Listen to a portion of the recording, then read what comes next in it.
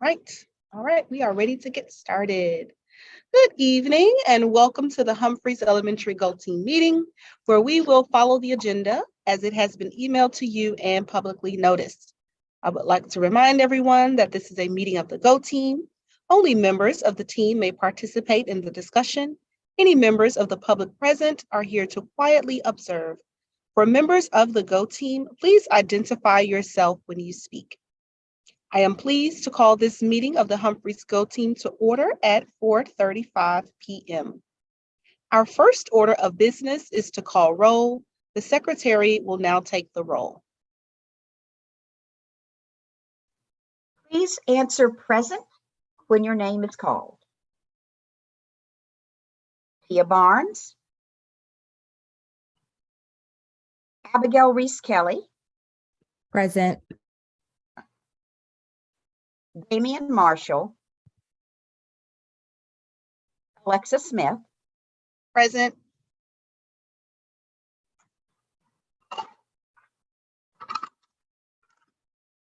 Rita Campbell, present. Asha Wright, Ms. Wright. Check.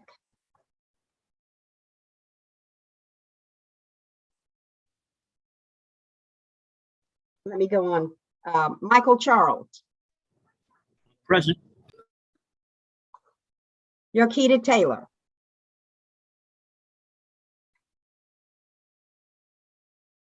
Ms. Wright,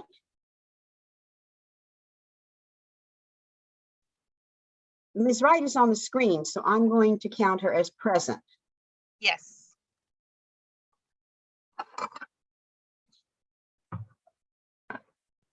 There is a quorum present. Okay. Thank you.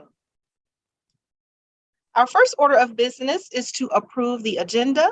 This was provided to you via email. Are there any changes to the agenda for today?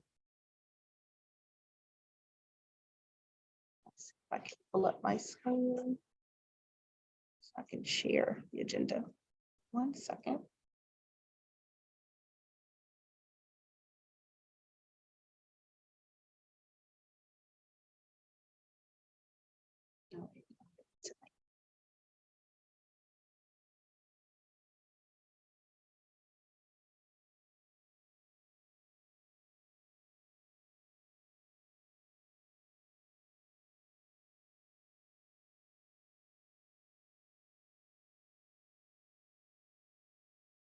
Ms. Campbell, you sent me the agenda, didn't you? Yes, you did. And I am pulling it up now. Give me 1 second, team. Okay. Share. Okay. All right. So here is the agenda for today's meeting.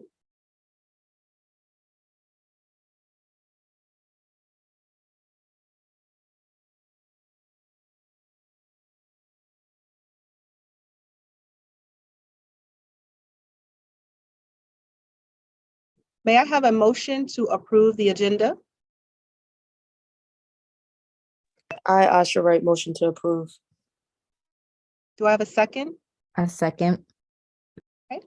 All in favor, please say aye or use the reaction button with a thumbs up so that the secretary can record your vote.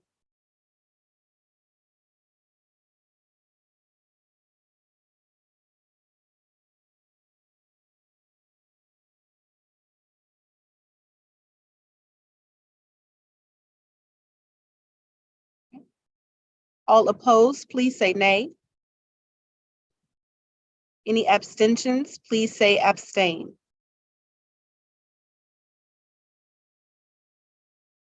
Okay.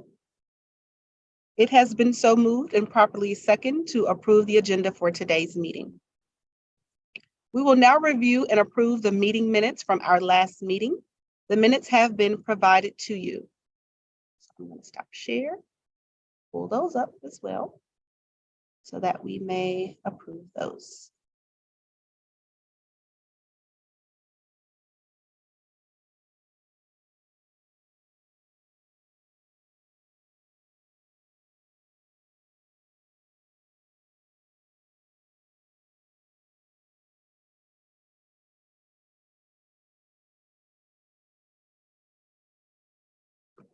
here.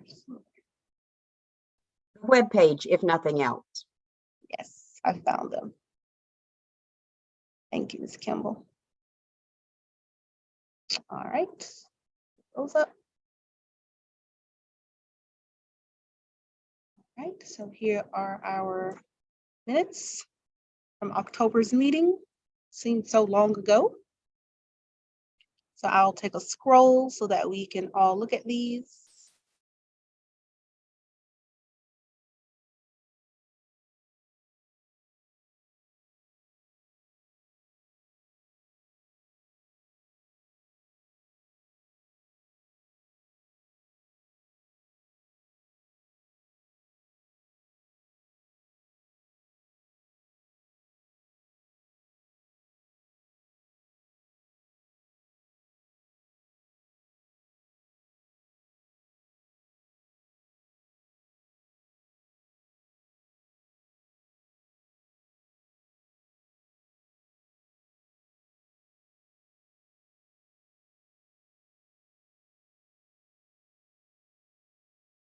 All right, if there are no further corrections, may I have a motion to approve the previous meeting's minutes?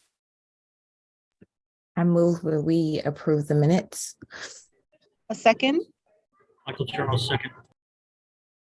All in favor, please say aye or use your reaction button so that the secretary may record your vote. Aye. Michael Charles, aye.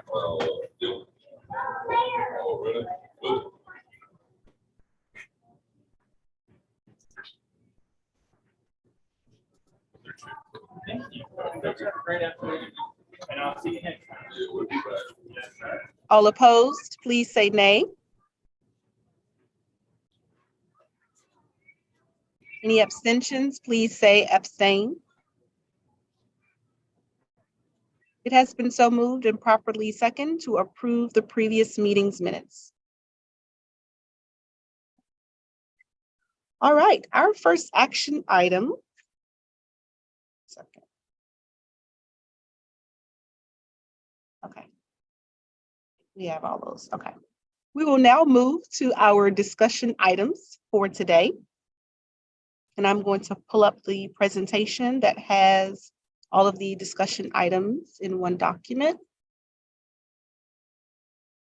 Share screen. Okay.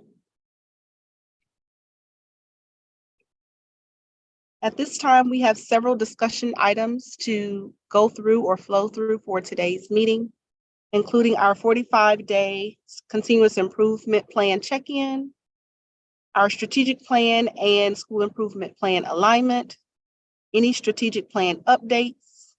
The fall ACES presentation was done at the previous meeting, and then a progress on the strategic plan priorities. So that's going to take up the bulk of our time today, in which we're going to look at our strategic plans priorities and rank them. Okay. So at this time, I will turn the floor over to Mr. Trimble. You can let me know when you are ready for me to proceed with the next slide. So I'm going to move into presentation mode.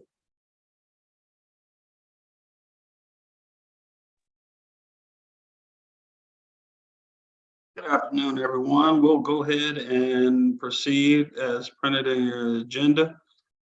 Okay. Go to the next slide. Okay, so this is the timeline for Go Teams. So you can see it in front of you.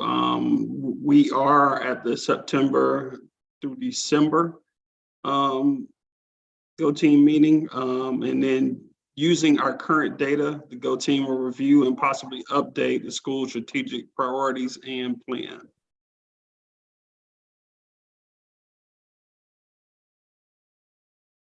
Okay, could you go back to that one, Ms. Smith, because I believe we're actually going to do number 5 too. Go Team will take action on the school strategic plan and vote on the ranked strategic plan priorities. So I think we're going to do that as well.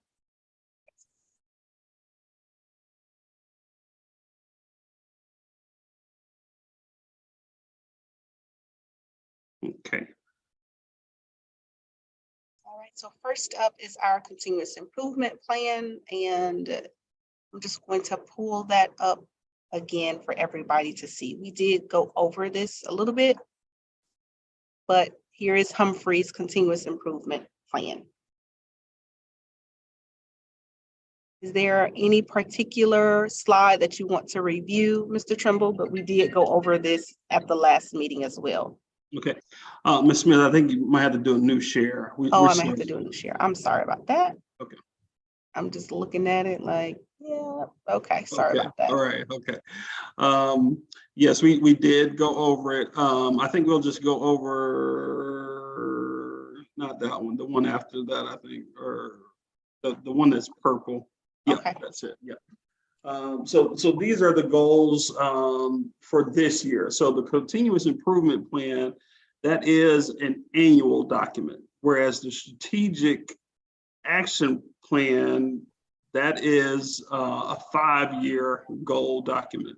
And so our goals for this particular year are increasing in English language arts by 5%. Increasing in mathematics by 11%. That one is a little bit more aggressive. And then to decrease the percentage of students that are chronically absent to just 30%. Last year, we were close to 50%. And so we're going to try to decrease that to just 30%. And so those are our 3 SMART goals. What you see below is just action steps that the school takes to do those. And that's just a picture of some of what we are doing. But one of the biggest things that kind of gives us a measure in the interim, because the goals are year-end goals, but one of the things that gives us a measure in the interim is our universal screener, our MAP for us. And so as far as our MAP data goes, we're looking pretty good, especially in English language arts. However, we still have lots of work to do in mathematics. And so that's where some of our focus will be for the next semester. Okay. What you'll see for the rest of, pretty much the rest of the document are just action steps that we'll take. Ms. Smith, do you share this presentation with the group after? Yes. Okay, so yes, you'll have, you can take a look at your leisure, and just, any questions, please reach out. Please don't hesitate to ask. But these are just things that we do every day. One thing I will let the team know is the school has a school improvement team. And so this is the work, and the team is made up of representatives from K through 2, that's kindergarten, 1st and 2nd, 3rd, 4th, and 5th, representatives from EIP, our early intervention program, representatives from special education, representatives from our MTSS, which is another support for students. And so we have representatives from every aspect of our school. And we meet periodically, no more than every 6 weeks, to see and to monitor all these action steps. So we take a look at each action step. Is it working, or is it being implemented? Then if it is being implemented, is it being effective? And so we take a look at each one of those. And that is a part of our every meeting. We do that, along with just becoming me disseminating information about the school. So any questions about our continuous improvement plan? I have a question about the attendance. Has there been an intervention where after school has been linked to attendance? Because I know as a working parent, sometimes the hours of school can be difficult because, if you're working from 8 to 5, you can drop them off, but you can't pick them up, or that kind of thing. And so has there been any I don't know, any looking at that to see if that can help with attendance? Thank you for the question, Ms. Reese Kelly, and it definitely helps. And we are working hard to provide after school. So last year we had an after school, but the school paid for it. And so the school was not going to be able to pay for it this year. And so we worked with our after school department at Atlanta Public Schools to find a vendor, a provider that can provide after school on a grant basis. And so it'd be no cost to parents, no cost to the school, that they had their own and could secure their own funding. We did find one, and it is very possible that they could begin next semester. So we're looking at January, them beginning. But there's still a couple of other things that we have to iron out, and some approvals that need to be met. But yes, I do feel, and I think it's proven that some attendance can be attributed to lack of after school. But some of the attendance is just really making sure, communicating with parents that there are no other barriers. And that we have found a lot of barriers to come to school, and that's just only one of them. So, but we are working hard at that one. Like I said, we had it last year, but again, even last year, we were working toward it, and we could only provide it for one semester. And so this company that we are in negotiations with now, they have a 5-year grant. And so if we're able to do it, we could do it this semester and then for the next 4 years, and hopefully they'll get their grant renewed. Okay, thank you for updating that. I appreciate it. I have a question. Yes. You mentioned other barriers. Can you give me some examples what those other barriers are to attendance? A lot of it is just the transiency of our population. We have students that live in one place for 4 months and then they may move, and that in that interim, that's when the attendance becomes really shaky. So that's probably been our biggest one. And then just, sickness, illness, because we were really in the COVID season last year. And so we're doing some things to improve. I wish Mr. Marshall was here to speak of so many of the incentives that he's provided, not only to the students, but to the parents as well. We're doing some things and we have had improvement, but some of our families still face those barriers with transiency, sickness, and things like that.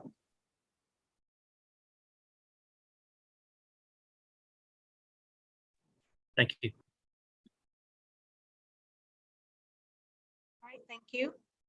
As Mr. Trimble said, this copy of the strategic plan as well as the continuous improvement plan will be emailed to you and uploaded to our website on the Go Team page. So you will have this information to look through later at your convenience.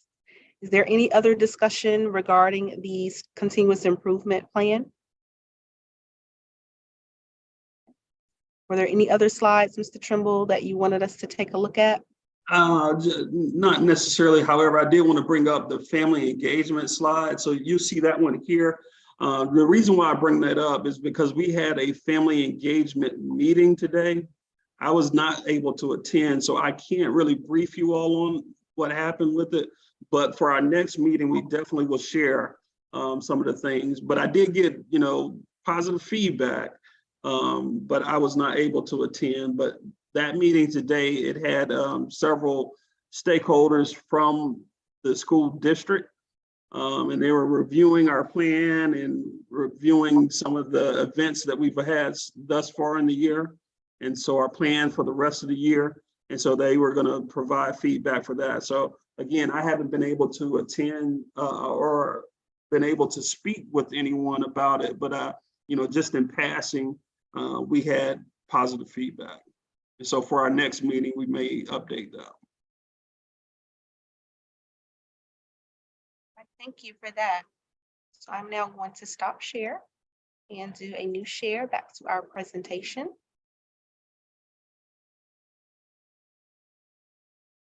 And we will proceed.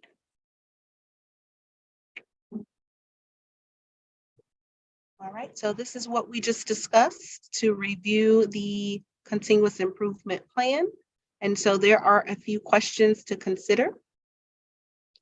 Based on our year-long continuous improvement plan, what are the actions that the school has already completed? What data supports the completion of an action step and success criteria, both implementation and student achievement? So I can kind of approach both of them with one answer. So I did mention that our school improvement team does look at the SIP periodically. We've had maybe 4 meetings since the SIP was created. And none of our action steps, well, there is one action step, but the rest of the action steps are in the monitoring phase, which means we've implemented them. We're monitoring them to see if they're effective. Because many of those data points don't occur, but 2 times or 1 time a year, that really kind of lets us know, was it effective? Do we need to make changes to it? And so we do look at it, but the success criteria a lot of times is data points from assessments, which only occur, quarterly or at the end of the year. So, but we also have classroom data, teachers' unit data. And so we do take a look at that to make sure that the curriculum is being implemented correctly, trying to identify students that are struggling and then offer them additional support. So we are doing that, like I say, constantly. And that's why it is a continuous improvement plan. We are constantly looking at it, looking at our practices, and making sure that students are getting the very best that we can offer.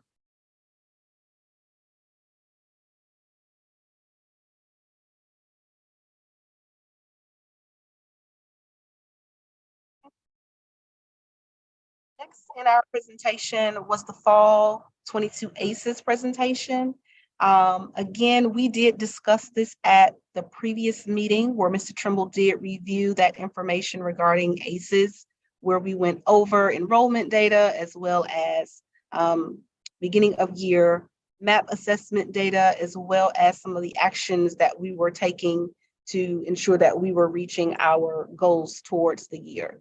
So if you would like to see that presentation, that is uploaded to our Go Team page on the website for you to review that information. Are there any questions about the ACEs presentation?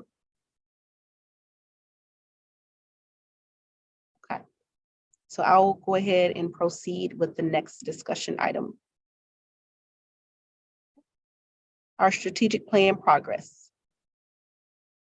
So this slide, we have a lot going on here, but our main focus regarding this component is to really look closely at the middle of the screen where it lists our school strategic priorities.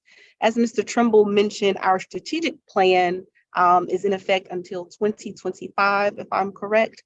And so the data that we had at the start of our initial strategic plan was the 2019 data before the COVID year. So you will see, or as you saw with our continuous improvement plan, the SMART goals that are listed here have been updated with our most spring 22 data that we took for GMAS last school year.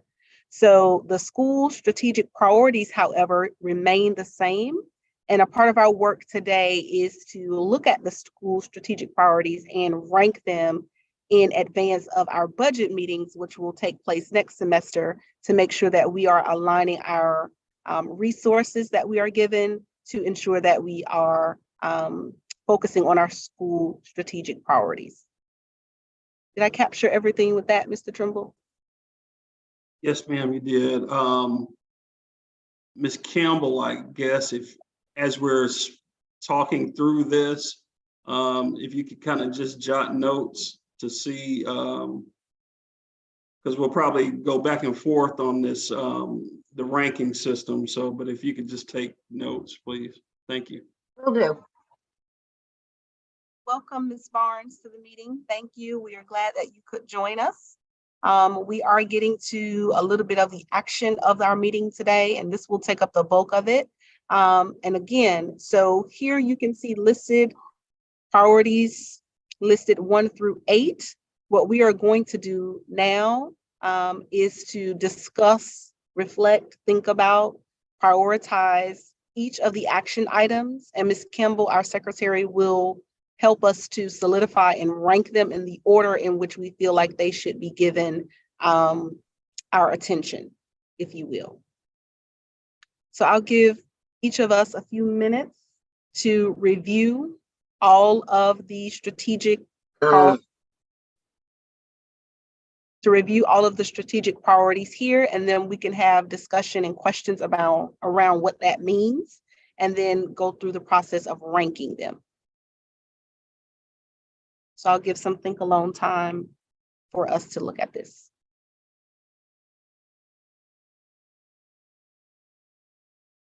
And we really want to hear from you all, because we're immersed in this work all the time. And so we really want to hear from you all about what you want for Humphries. So.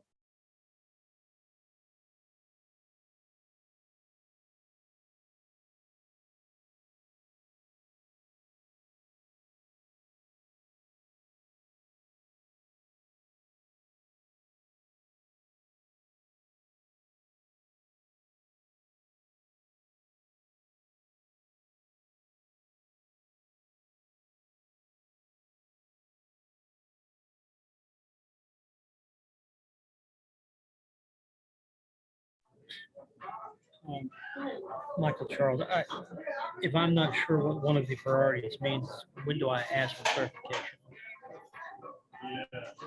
You can ask now, Mr. Charles. Okay, number 3, full implementation of the district intervention mission.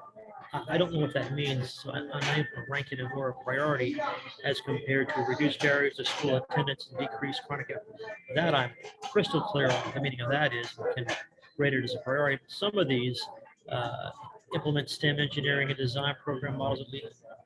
I don't know what that means in real terms. Okay, that's fair. And thank you for that question, Mr. Charles. Mr. Trimble, would you like to give just a blurb about each one of these? Sure thing. Okay. Sure thing. Okay. You just put it in a layman's term instead of yes. educational ease. That would help. Yes. Okay. So number 1, I think is pretty good. I think everybody's pretty good on that one. At the end of the year, our 3rd through 5th grade students take a test. You know, and that test, it tells a lot about the school. And I think one of these meetings we'll dissect the CCRPI. I thought we were going to do it this time, but they had something for us to do. And so we'll do what they want us to do. But we'll talk about CCRPI on one of these meetings and show you how that test impacts so much. But that's number 1. Number 2 is every Atlanta public school has a signature program. And at this time, it's either STEM, science, technology, engineering, and math, or IB, International Baccalaureate. The South Atlanta cluster is a STEM school.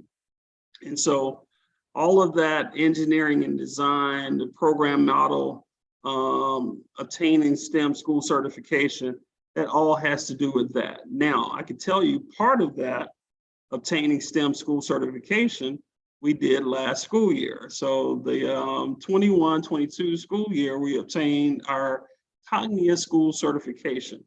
However, we are going to pursue, and it definitely won't be this year, and I'm not sure if it'll be next year, we're going to pursue state certification. And so that is coming, and so that will tie into that number 2 as well. The district intervention initiative. Okay, so the school district, in order to combat the learning loss that many of our students experienced during the COVID time, implemented a intervention program where 30 minutes a day, each student receives direct instruction and instruction on a digital platform to help with the learning loss. And so that's an extra 30 minutes a day that we will have. So last year was the first year of the intervention program. This year is the second year. Next year will be the third year. However, we'll still have time in this strategic plan. And so we're looking to see if the district will extend it or we will go to some other type of intervention. But right now we are in full implementation of the current intervention. So number 4 is our SEL programs. So we have a curriculum for social emotional learning for students, but we also have telehealth that contributes to this as well. So students are also can have telehealth, and that is both physical and mental health. And we have some outside supports that also deal with emotional and social awareness of students. Build teacher capacity, that's just making sure that we're providing what they see that they need as professional learning. We do professional learning weekly, almost daily, but definitely weekly, to make sure that teachers have what they need as far as instruction. So we didn't have many vacant positions last year. I don't think we're gonna have many vacant positions this year. However, we do have some trouble positions that it's hard to fill. And the one that's has been the most difficult is a Spanish teacher. And so being able to find someone who is fluent in the language, but also has a degree has been it's been a challenge. And I will also say that where Atlanta Public Schools ranks as far as salary for those individuals has made it even more challenging. We talked about reducing the school barriers for school absenteeism. We're constantly working on that one. So I'm hoping that you all put that one a little higher up on our rankings there. And then support the social, emotional, behavioral, and mental health of students and staff. So this one, we added staff. We have in the past asked our wellness coaches from Atlanta Public Schools to come to speak to staff. And then from time to time, we do things for staff. Ms. Wright is one of our go teams. She purchased a refrigerator for staff and keeps that stocked. And so, you know, just trying to make Humphries a pleasant working environment. And so those are those priorities, and I can answer any other questions that anyone might have that will better help you to rank them.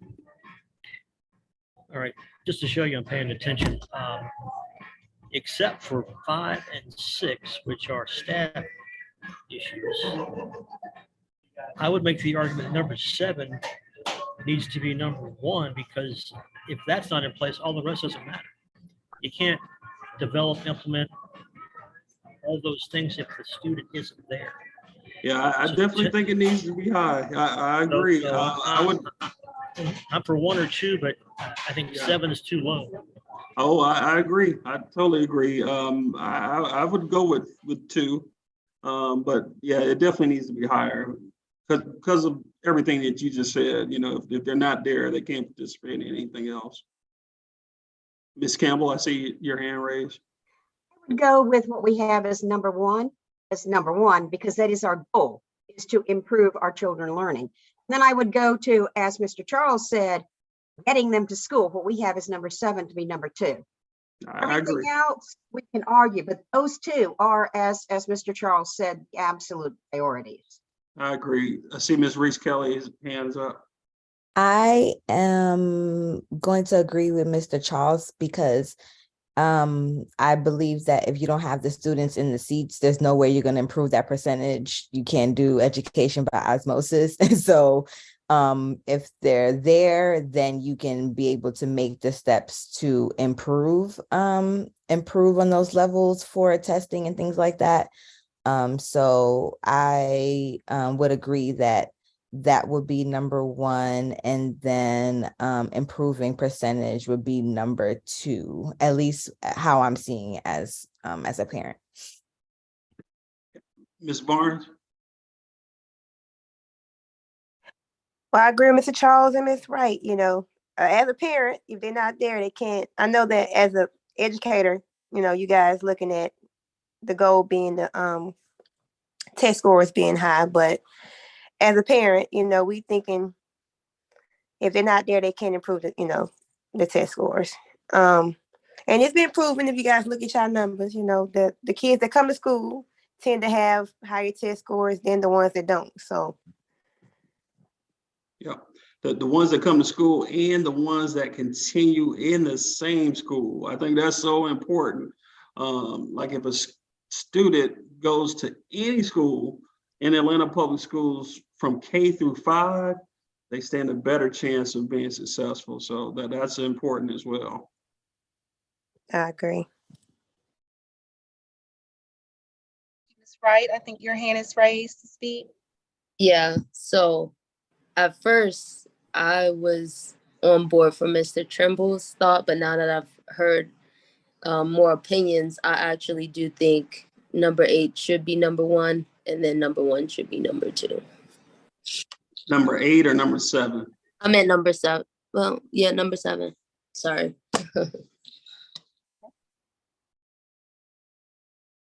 I would be fine with either, you all, because they go hand in hand. So I mean, I'm be okay. The only thing I would kind of push back on is the amount of resources. So that's why we're doing this is, we're going to rank them, and then we're going to look at resources at our January meeting. It's going to be, it's not going to be difficult, but we're going to really have to think about other resources that we can dedicate to reducing barriers. So we have a full-time social worker, that's a resource provided by the school district right now. And then a lot of the incentives that we give to students for being coming to school, that we give to parents for sending their child to school, they're actually provided by partners. The way our budget works, we're not allowed to purchase some of those things. Some of them we can, some of them we can't. So they're actually provided by partners. And so as we look at it, let's think about what resources could we dedicate to number 7, which we want it to be number 1. Are we discussing those things now, or is that going to be for a later date? Yeah, that'd be for our January meeting. So the ranking is what we're doing now, and then we're going to be looking at it in January. Mr. Trimble, I think it was the last meeting. Didn't you say there was some plan in place that you were currently implementing for absenteeism? Oh, well, we have a plan. I mean, it's working, but we want to continue it. So yeah. That's always going to be a priority. But yeah, Mr. Marshall, who's the social worker, he's constantly doing something to improve attendance. Just really all day. He's doing something to improve attendance. We have a student attendance committee, and that group calls parents like daily, checking on students, especially those that can possibly improve their attendance. So We have a pretty good plan, but again, it's always going to be a priority, a very high priority. So I would feel good with it being 1 or 2. I would just caution, about the resources that we dedicate to. Because question. we probably more than 60% of our budget is for number 1 is improving. If you take a look at salaries and everything else, just about everything we do is number 1. I had a question about the plan. If a student doesn't show up, do they get a phone call from the school to the parent? Yeah, that's what I was saying, that student attendance committee. So what happens is if it's just one absence, the teacher calls. If it's 2 consecutive absences, again, the teacher calls. Anything beyond that, that's when the student attendance committee picks up and they start making calls. And then, Mr. Marshall, the social worker, becomes involved. So that's just a little snippet about the plan. I keep reading in the news about the shortage of school bus drivers. Is that something that plays Humphries as well? Is there a lack of resources in terms of transporters? No, however, well, I've been trying to, and from my understanding, Ms. Mitchell, my predecessor, have been trying to get a bus stop at Oxford Village. So Oxford Village is an apartment, a complex that's less than half a mile from the school. If it rains, if it's cold, if anything happens, those children are less likely to come to school. We really want a bus stop there. However, and it's actually state policy, but Atlanta Public Schools is adopted as well. You have to be more than 1.5 miles away to get bus service. Have to. There's no exemption of that if having one closer gets your kids to school. Yeah, I haven't been able to convince them, but I'm working on it, Mr. Charles. Because like I say, if anything happens, inclement weather, even an accident, anything, those kids are less likely to come to school. Well, you remind me of a conversation I had with the assistant principal at Thomasville Heights some years ago. She said the exact same thing. If it's a inclement weather, and a complex, which used to be Forest Cove, was right across the street, but cold, rain, absenteeism goes up. It's not something that just plagues Humphries, in my understanding. Yep, and so Atlanta Public Schools has an equity department. To me, this is equity at its in the forefront of what we're doing, but we'll see. I'm going to continue to work on it because I just think that would improve our attendance from those students. Can I ask a question, guys? Approximately how many students are there in the apartment complex that goes to Humphries? If I had to guess, I would probably say 30. 30, okay. But you're talking about a small school too, so that's more than it's about 15% of our students. Yep. So I know other schools, and I'm not sure if they were here. I've read articles about that, and we've done some things at the school that I was at before. But they did like what do they call it? Like walking groups from different communities and things like that with volunteers that kind of assisted with that. Because I'm of the mindset that most of those students are walking by themselves to school. In most cases, but we do have parents from Oxford Village that do walk them. But again, if it's inclement weather, they're less likely to walk. Right. Yeah. Right. And so we have suggested something. And like I said, we do have parents. So for example, you might have one parent, but they'll come to school with 10 kids. And then, right. And I've seen that in the afternoons when they're and then in the afternoon, they'll leave with 10 or 15. Yeah. But it's just, like you say, we do have some that walk too. And then, it's not only the inclement weather, it's also, our kids, especially there, they leave, at 7 o'clock to get to school. It's dark out and they got to Right. cross a major intersection. Right. So even though Mr. Vaughn, our crossing guard, is there, I just don't like them crossing the intersection when it's dark. And so we've told them all these things, and but we're going to keep harping on them, and maybe one day. Yeah, because I was just saying maybe if there were like more parent volunteers, so you can kind of, because 1 to 10 ratio, depending on the student, things like that could be a safety issue. But maybe if there were like 3 parents, like a volunteer, because I don't live that far away from the school. Like on the days when I work from home, I'll be willing to like assist with that if that's something that that you guys would think would be okay. But just thinking of ways that I know that we want to make sure that the school district is doing things, but as the village, you want to make sure that you can lend a helping hand as you see fit. So I'm not sure if that's something that was discussed before, or maybe that Ms. Sumpling can kind of coordinate things like that. But I'm just trying to think of different ways to make that happen, because 15% can really make a break in attendance rate for a day or 2, depending on cold snaps and hurricane, weather and that kind of stuff.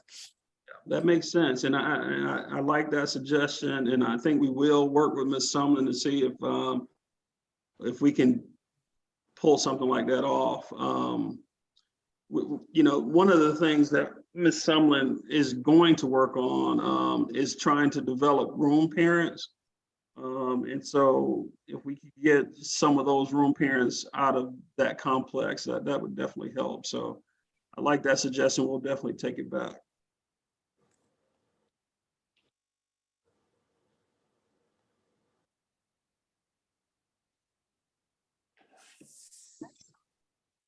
Okay, so I think we have 1 and 2.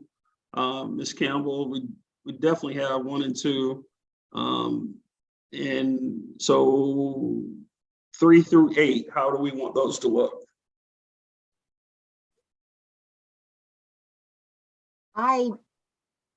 This may be a bias on my part because I am the school librarian and therefore a teacher.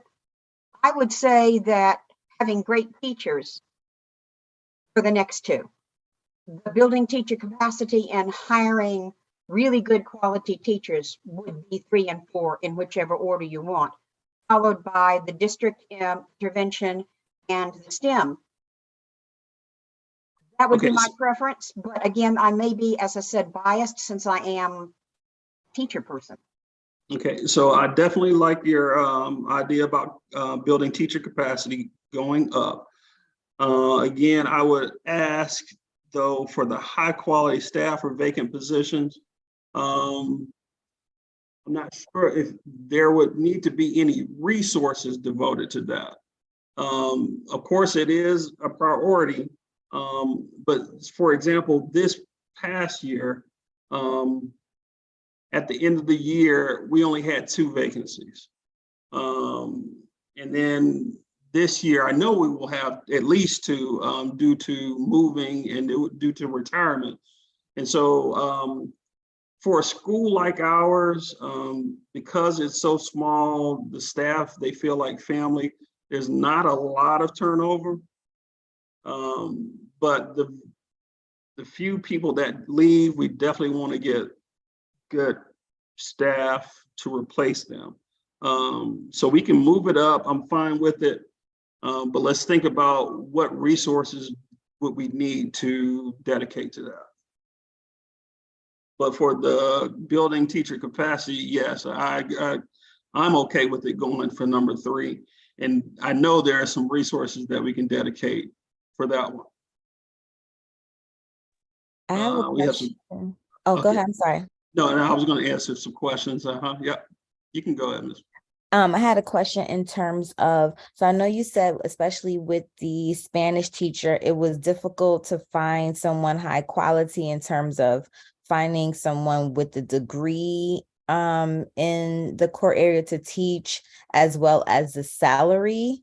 Is that correct about the salary?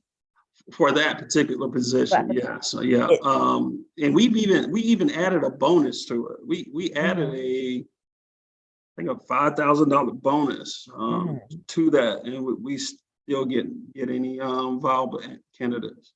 Okay.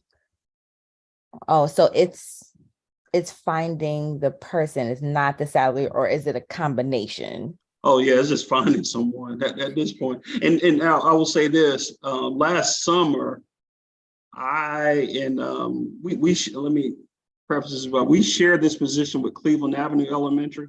Okay. So myself and that team, we interviewed, I don't know, maybe 15 people. And we actually recommended 4 people. But by the time that our human resources department got around to offering them the position, they either pulled out voluntarily or they found another job in another school district. Yep, that sounds about right. It's a very crazy hiring situation going on now.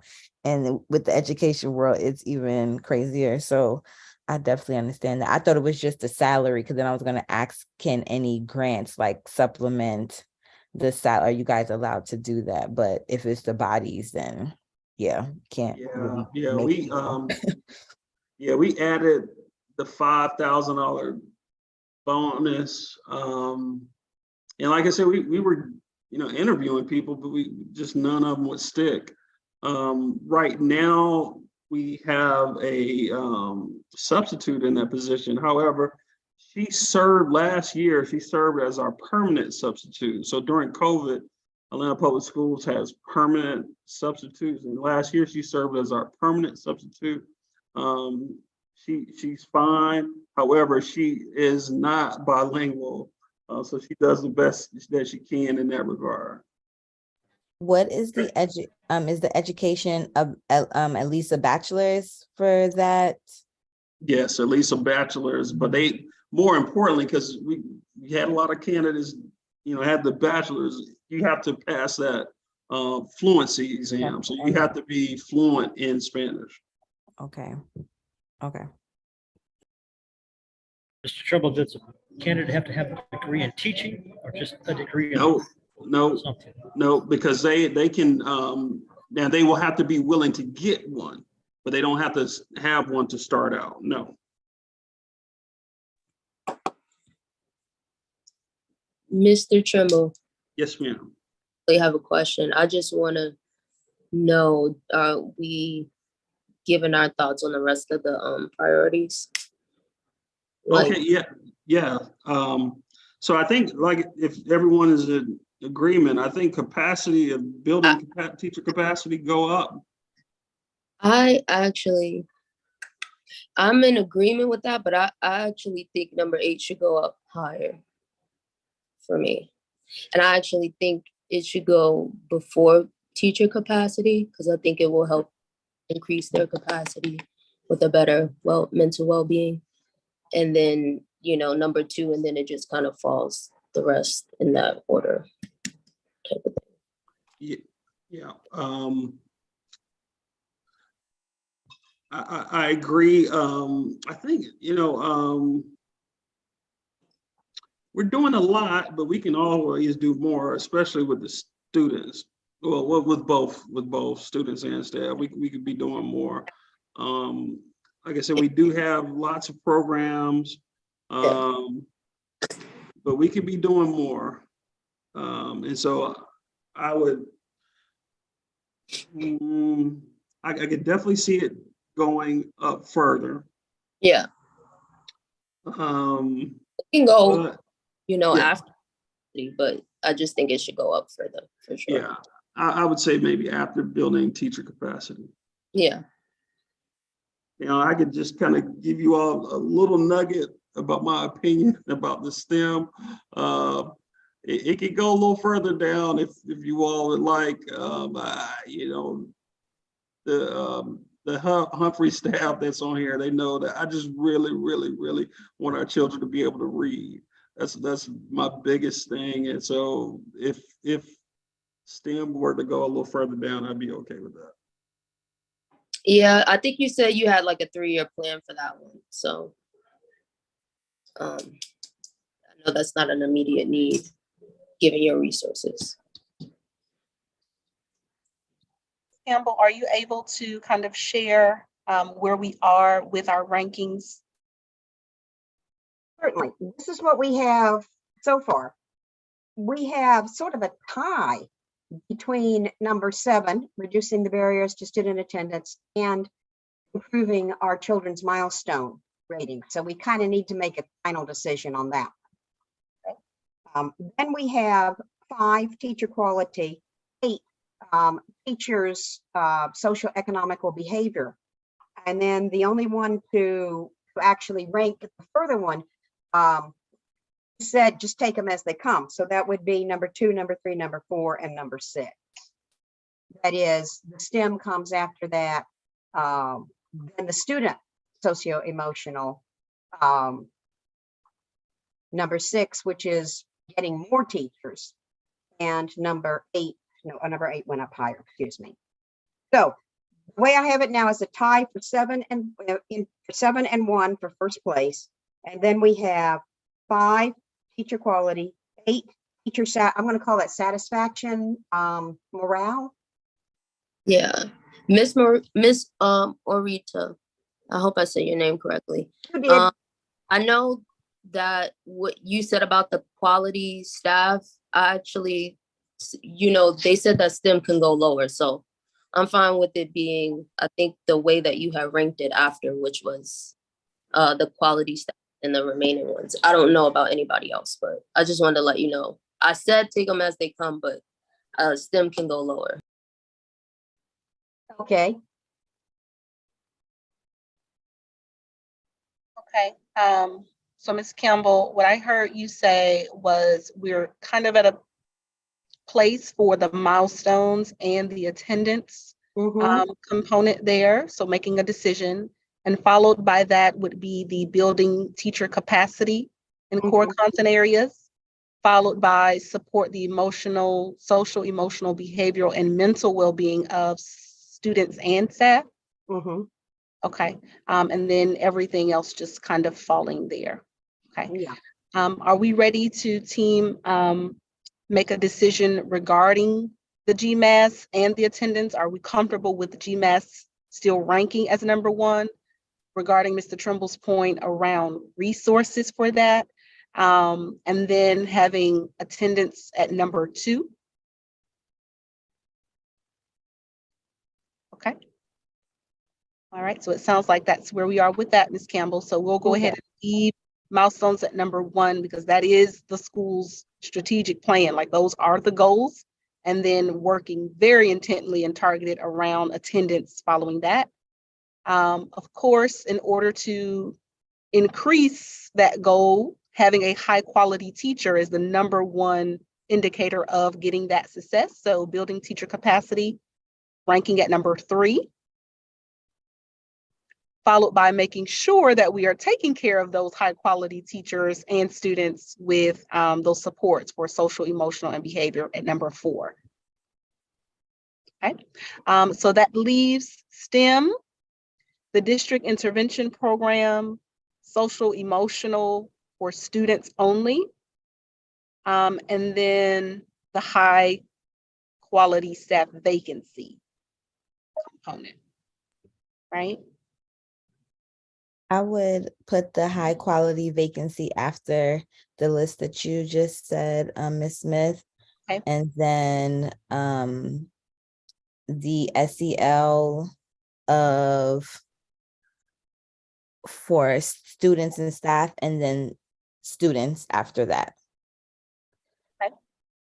Could you repeat that? I'm not sure I got that down right. Oh, okay. So after the list that we agreed upon, recommending the high quality staff, then the SEL for students and staff, and then the SEL just for students. Okay.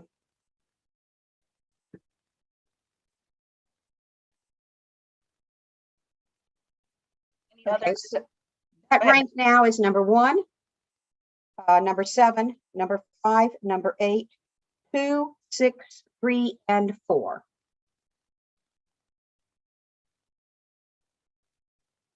I would flip, myself, I would flip 3 and I would bring our district intervention model a little higher, because if our kids can read, I think we can get the STEM stuff they need. And that's what that district intervention program directly targets, is reading and math. Yeah, I like that. Agreed. I forgot that we didn't rank that one. Yep. Okay, so Ms. Campbell, sounds like you have some agreement with flipping 3 to what location? After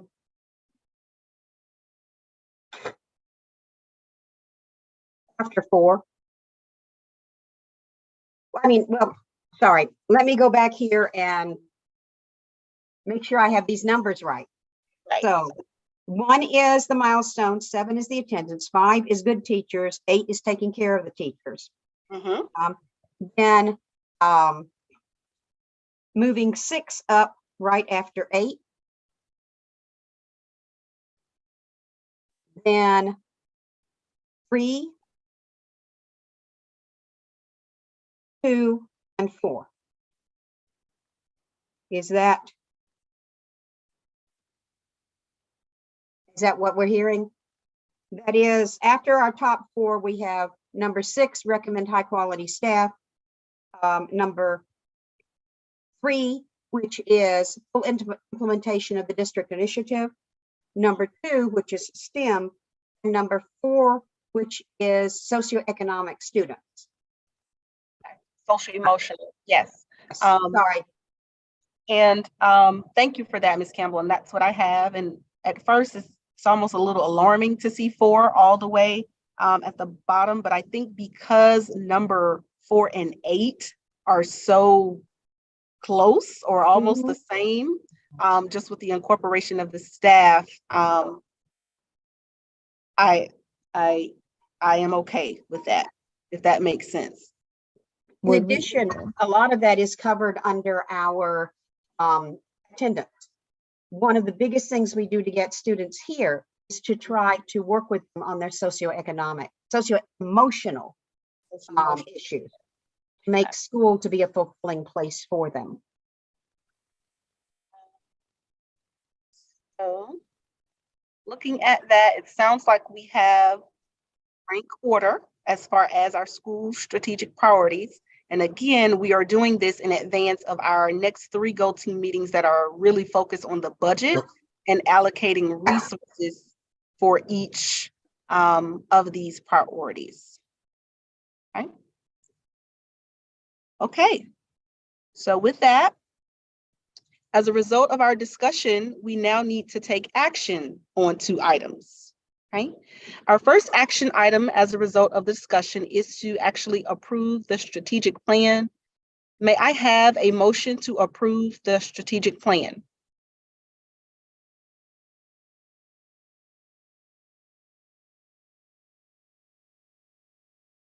I Move that we accept the strategic plan. Okay, a second. Ms. Campbell. All in favor, please say aye or use your reaction button with a thumbs up so that the secretary may record your vote. All opposed, please say nay. Any abstentions, please say abstain. Thank you. It has been so moved and properly seconded that we approve our school strategic plan to last us through 2025.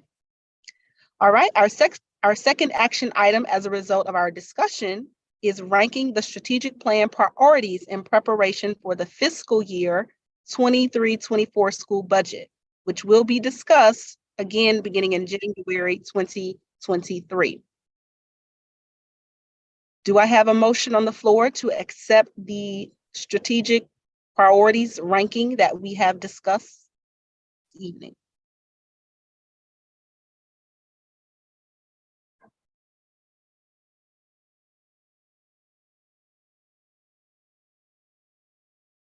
All right. Again, we have a motion on the floor to accept the strategic priorities that we have just ranked in advance of our budget meetings that will begin in January 2023. Do we have a motion?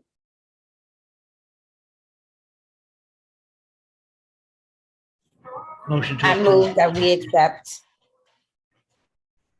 Do we have a second? Michael Charles, I'll make a second. All in favor, please say aye or use your reaction button to vote yes. Aye. Okay. All opposed, please say nay.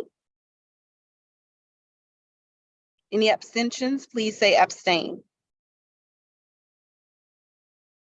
Okay. It has been so moved and properly seconded that we accept our school strategic priorities discussed. Okay. We will now move on to the information items from our agenda. These were all of our discussion items that we talked about. And so now we're going to proceed and quickly move through with any information items. The first is the principal's report. Mr. Trimble, do you have any information you would like to share with the Go team at this time? No report. Okay. All right, so I'm going to stop share also from that. All right, thank you.